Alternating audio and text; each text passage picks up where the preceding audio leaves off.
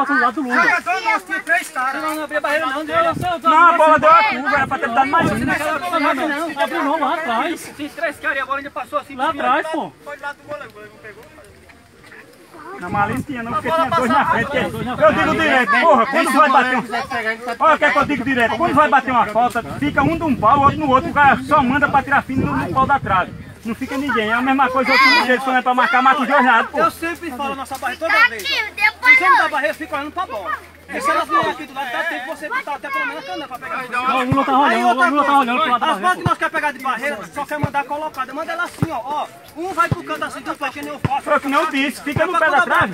Mesmo que você não fica aqui no canto, porque ela pegou aqui e vai entrar, pô. Aí o cara tem que mandar assim, ó, raspando na trave. Não precisa mandar no gol, não, manda no pé da trave. Esse levou 7 aqui do Grêmio. 12 aqui. Você já ia perder tal gol, não tá? Não, perdemos.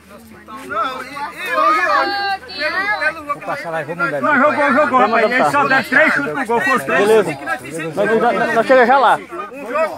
Não, o jogo de hoje, enquanto eles deram um chute, nós demos 50, rapaz. Por amor de Deus. Agora você não tá acertando nenhum, não. Tô não. É melhor você dar os gols para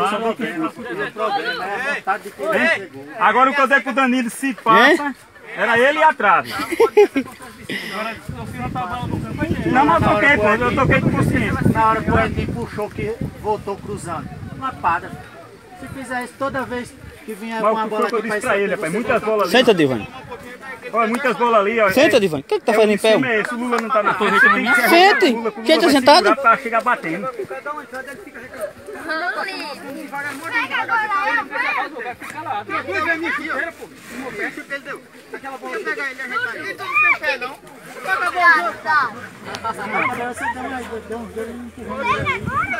Pisou no meu pé, tirou a chuteira, foi em cima do outro, se enterrou o chão, chuteira do Rafael com o Danilo. O Danilo reclama demais. Fica na baixa, fica abaixo. Aí o cara já fica já. Você vai reclamar e aí vai levar amarelo, vai ser expulso. Não foi falta não, foi o cara de trás que fez, não foi o cara da sua sorte. Agora eu disse, ó, o grandão atrás, o grandão tinha 3 caras do nosso time, pô, contra 2. Tinha 3 contra 2. Eu subi na sua frente. Tinha 3 contra 2. Foi. Aí tinha outro atrás de você. mas não foi daqui que saiu gol, não, foi dos grandes pra lá. 2 zagueiros,